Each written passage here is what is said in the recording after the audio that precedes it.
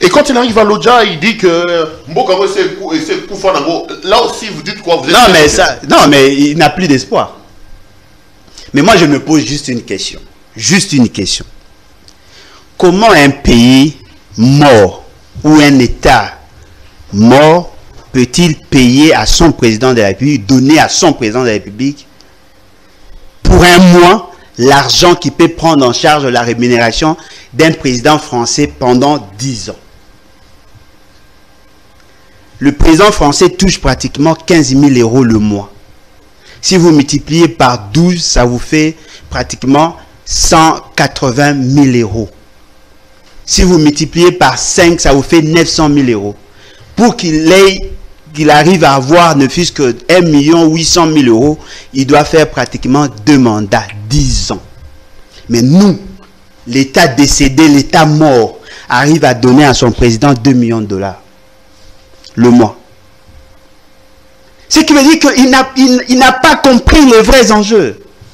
Le problème, c'est que l'État congolais n'est pas mort. Il est dans un état agonisant. Nous avons besoin que cet état soit réanimé. Et nous faisons appel à un infirmier en formation. C'est ça la réalité. Devant cette évidence, il devait plutôt dire à la population, devant cette réalité, je démissionne. Et il demande encore à cette population de le laisser là encore pendant 5 ans. Il prend 2 ans, plus 5 ans, ça fait 7 ans. Lui qui gère un état cadavre, il veut assez que nous... Non, mais ça c'est quoi? Ça c'est très dangereux. Comment peut-on avoir un tel discours? Vous créez le désespoir. Et je comprends pourquoi les enfants des députés jouent au développement. Parce que déjà leur président est défaillant. Il n'a plus d'espoir. Qui a le pouvoir de réanimer et de redonner la vie à un État mort? Ce n'est pas un président. Encore au moins celui qui a eu à gérer pendant 3 ans. S'il y avait des problèmes, qu'a-t-il apporté comme solution? Lui qui prend plus de 600 millions de $ dès l'entame de son pouvoir, ils ont dilapidé l'argent de la République. On a géré les fonds publics comme si on gérait le fonds de la famille, tout ça.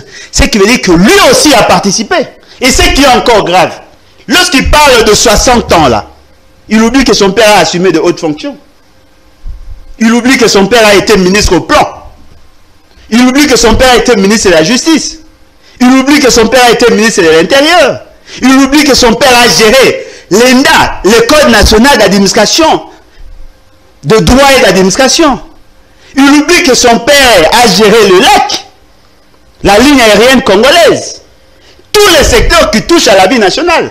Le transport, ils ont eu à gérer. L'administration publique pour former les agents, il a eu à gérer. Le ministère de l'Intérieur pour la sécurisation, il a eu à gérer. Le ministère de la Justice pour redonner une ligne de conduite à tous les Congolais, il a eu à gérer. Le ministère des Plans pour élaborer des politiques publiques, il a eu à élaborer, à y travailler. Dites-moi, qu'est-ce que l'UDPS a apporté? Et vous savez, le nouveau Zaïre, c'est une initiative de l'UDPS. Le nouveau Zaïre, un membre fondateur de l'UDPS, lui qui a proposé ça. Quelle est la réforme que l'on retiendra de l'UDPS? Qu'est-ce que l'UDPS a pu apporter à la République? Qu'est-ce qu'ils ont pu faire pour que la République puisse avoir ne fût-ce que de l'espoir?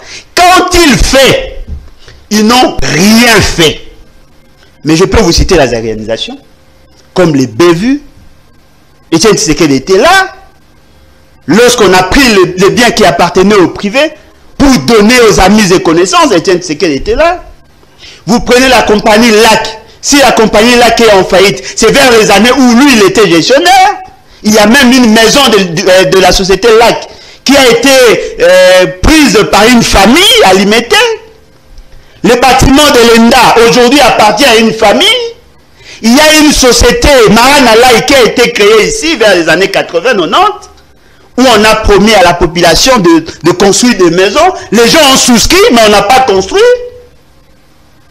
Tous ceux qui ont participé dans la tuerie, dans l'assassinat de l'État congolais, on peut citer le membre de l'UDPS. Ce qui veut dire qu'il n'a pas le droit de se plaindre. S'il est incapable de solutionner le problème, il n'a qu'à rendre le tablier. Nous avons besoin des gens qui vont apporter de l'espoir. Le peuple congolais a besoin de l'espoir. Nous traversons certes une situation dramatique. C'est loin d'être une fatalité.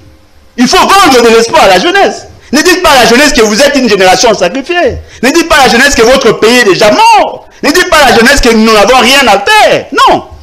Il y a possibilité de refonder l'État sur de nouvelles bases. Mais qui doit porter la vision?